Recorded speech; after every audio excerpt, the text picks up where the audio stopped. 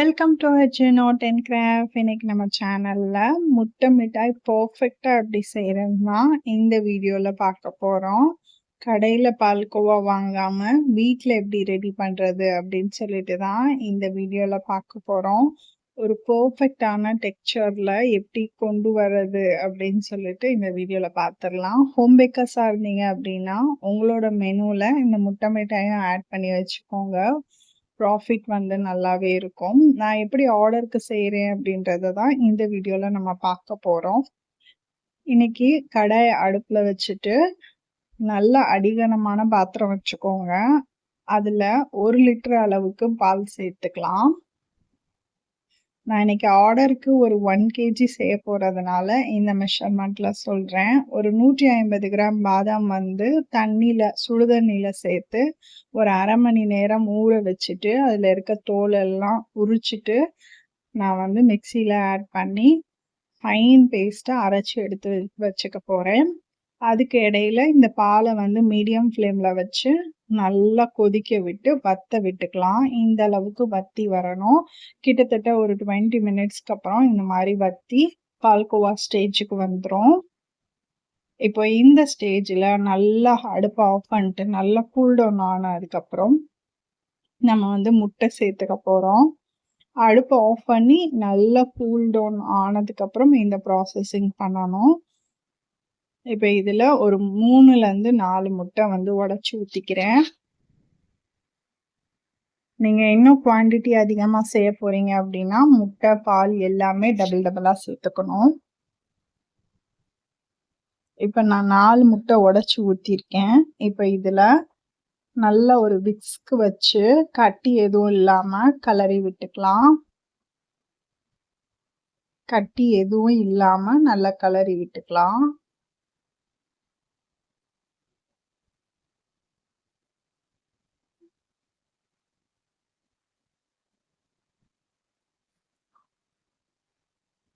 இந்த அளவுக்கு நல்லா மிக்ஸ் பண்ணிக்கோங்க. இப்போ நம்ம அரைச்சி வச்சிருந்தோம் இல்லையா பாதாம் பேஸ்ட், அதையும் இது உள்ள சேர்த்துடலாம். இது எல்லாமே அடுப்பு ஆன் பண்ணாம செய்யற ப்ராசஸ். அடுப்பு ஆன் பண்ணிட்டு பண்ணிடாதீங்க.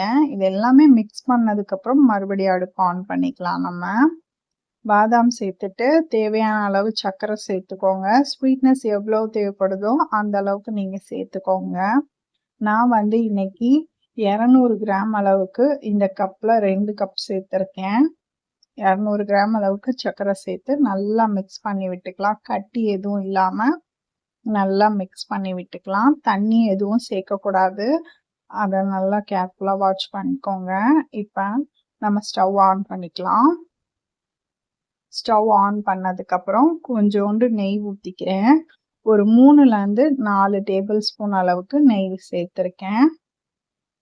இப்போ நெய் சேர்த்துட்டு கை விடாம கிளறணும். ஸ்டவ் ஆன் பண்ணிட்டீங்க அப்படின்னா கை விடாம கிளறிட்டே இருக்கணும். ஏன்னா அடி பிடிச்சிரும் கீழே.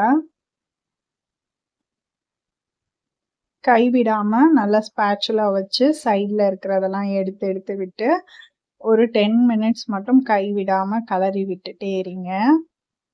இது கொஞ்சம் திக்காக ஆரம்பிச்சிரும் நம்ம கிளறிட்டே இருக்கிறப்ப.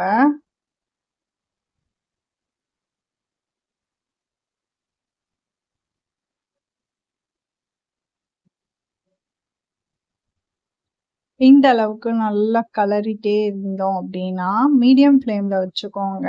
ரொம்ப ஹை ஃப்ளேம்லையும் வேணாம், லோ ஃப்ளேம்லையும் வேணாம். இப்போ இதுல ஒரு பிஞ்ச் அளவுக்கு உப்பு சேர்த்துக்கிறேன். அந்த ஸ்வீட்னஸை என்ஹான்ஸ் பண்ணி கொடுக்கறதுக்காக உப்பு சேர்த்துக்கிறேன், ஒரு பிஞ்ச் மட்டும். இதில் வந்து குங்குமப்பூ சேர்ப்பாங்க. குங்குமப்பூ சேர்த்து நம்ம ஆர்டருக்கு செஞ்சோன்னா ரேட்டு கட்டுப்படி ஆகாது. அதனால வந்து ரோஸ் எசன்ஸ் அது வந்து ஒரு 2 ட்ராப் மட்டும், ஒரு மூடி கூட ஊற்றலை, 2 ட்ராப் மட்டும் சேர்த்துக்கிறேன். சேர்த்துட்டு நல்லா கிளறி விட்டு கிட்டத்தட்ட நல்ல ஹல்வா பதத்துக்கு வந்துடும். இந்த மாதிரி ஒட்டாம வரும் பாருங்க. இந்த ஸ்டேஜில் ஸ்டவ் ஆஃப் பண்ணிட்டு ட்ரேல நெய் ஊற்றி நல்லா இந்த மாதிரி ப்ரஷ் வச்சு அப்ளை பண்ணிக்கலாம். பட்டர் ஷீட் எதுவுமே போட தேவையில்லை. ட்ரேல நெய் மட்டும் தடவிக்கோங்க நல்லா. ஓரங்கள்ல, சைட்ஸ்ல எல்லாமே நெய் தடவிக்கோங்க. நல்லா ஃபுல்லா அப்ளை பண்ணிக்கோங்க. இல்லன்னா நீங்க கைகள்லயே அப்ளை பண்ணிக்கோங்க. இப்ப நம்ம செஞ்சு வச்சிருந்த மிக்சர் எடுத்து இதுல ஆட் பண்ணி சமமா பரத்தி விட்டுக்கலாம்.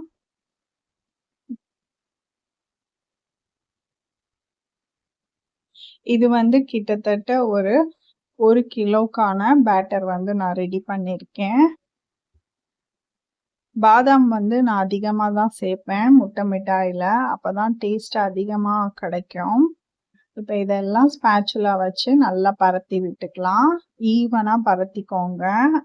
நம்ம ஆர்டர்ஸ்க்குலாம் செய்யறப்ப ஈவனா இருந்தாதான் நம்ம மெஷர்மெண்ட்டும் அதுக்கப்புறம் கட் பண்ணி பீஸ் போடுறப்பையும் எல்லா பீஸும் ஒரே அளவுக்கு வரும். ஸ்பேச்சுலா இல்ல அப்படின்னா ஒரு கிண்ணத்துல நெய் தடவிட்டு பின்பக்கமா அதுல வந்து வச்சு ஈவன் பண்ணிக்கோங்க. இப்ப அவனை வந்து 10 மினிட்ஸ் 180 டிகிரில ப்ரீ ஹீட் பண்ணி வச்சிருக்கேன். இப்ப அவன்ல 180 டிகிரில 45 மினிட்ஸ் பேக் பண்ணி எடுக்கணும். ஒவ்வொரு ஓடிஜிக்கும் டைம் மாறும். இப்ப நான் பேக் பண்ணி எடுத்துட்டு வந்துட்டேன். பீஸ் போடலாம். சைட்ல இருக்கிற எல்லாமே கரெக்டா பெர்ஃபெக்ட்டா மேல இருக்க டெக்ஸ்சர் எல்லாமே கலர் மாறி இருக்கு பாருங்க. சூப்பர்வா கிடைச்சிருக்கு முட்டை மிட்டாயி. இப்ப நம்ம பீஸ் போட ஸ்டார்ட் பண்ணலாம். நல்லா கூல் டவுன் ஆனதுக்கு அப்புறம் பீஸ் போடுங்க. நீங்க உடனே போட்டுட்டீங்க அப்படின்னா இந்த மாதிரி பெர்ஃபெக்ட்டா பீஸ் எடுக்க வராது. இப்ப நான் ஒரு பீஸ் எடுத்து காமிக்கிறேன் பாருங்க. நல்ல ஒரு 1/2 an hour நல்லா கூல் டவுன் ஆனதுக்கு அப்புறம் எடுத்தீங்கன்னா இந்த அளவுக்கு பீஸ் போடுறதுக்கு வரும். டெக்ஸ்சருமே சூப்பர்வா வந்திருக்கு. ஹோம் பேக்கர்ஸா இருந்தீங்க அப்படின்னா இந்த மாதிரி ட்ரை பண்ணுங்க. நல்ல ப்ராஃபிட் வந்து கிடைக்கும். உங்களோட மெனுல இத ஆட் பண்ணிக்கோங்க. இப்போ டேஸ்டும் ஸ்வீட்னஸும் நல்லா இருக்கு. நான் எப்பயுமே செய்யும்போது ஒரு பீஸ் சாப்பிட்டு பார்த்துட்டு தான் கஸ்டமருக்கு குடுக்குறதே. ஏன்னா அவங்களுக்கு இந்த ஸ்வீட்னஸ் கரெக்ட்டா இருக்கா? இல்ல வந்து ஏதாவது சேர்க்கணுமா? அப்படின்ற மாதிரி பார்த்துட்டு தான் நான் செய்றதே. இந்த மாதிரி ட்ரை பண்ணி பாருங்க. வீட்லயும் ட்ரை பண்ணலாம். நம்ம அவனுக்கு பதிலா வந்து இட்லி பாத்திரத்துல ஒரு கிண்ணம் கீழ வச்சுட்டு மீடியம் ஃப்ளேம்ல வச்சு மேல இந்த ட்ரேல ஊத்துன ப்ராசஸ்ல இருந்து வச்சீங்க அப்படின்னா அவன்ல எப்படி செய்றீங்களோ அதே மாதிரி 45 மினிட்ஸ் செஞ்சுக்கலாம். இது வந்து நான் ஆர்டருக்கு 1/4 கிலோவா பேக் பண்ணிக்க போறேன். வீடியோ பிடிச்சா லைக் அண்ட் ஷேர் பண்ணுங்க. Thank you.